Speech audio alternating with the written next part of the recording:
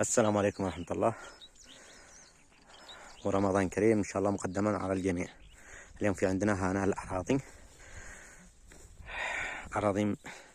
كثيرة، وهذا قريب على المدينة، 10 دقائق وأنت داخل المدينة. هذيك المدينة قدامك، ومنظر ما أحلى، جو مفتوح وأرض مستوية حلوة. وهذا هي الأرض الذي نسويها. هذه أرض 500 متر، قاطع لها نصين، يعني 250 ب250. أما إذا ما بدك تكون كاملة تأخذ العمود هذا الثلاثة، بتكون له 500 متر. هنا قد جاهز للتشبيك والكل. هذا مجمع، يعتبر مجمع كامل. أصور لكم الطريق. هذا بيكون خط، وهذا الأرض مباشرة. هذا الخط، شوف، هذا كله بيكون بنايات كلها، بيكون يعني فيها بناء كله. وهذه المدينة قدامكم، يعني قريبة. هذه المدينة مدينة أنقرة، مركزها كيورت.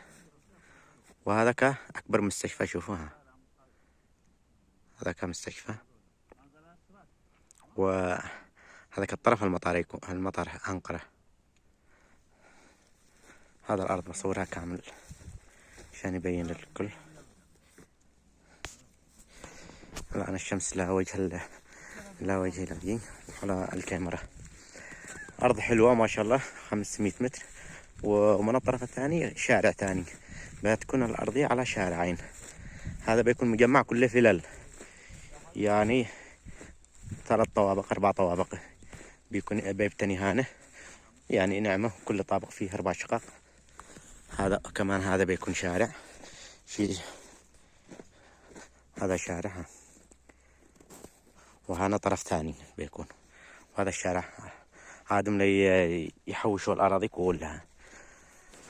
هذا الأطراف مبيوعة. بقيا في معنا 7 أراضي هاني للبيع، كلهم 500 متر مثل ما صورنا لكم.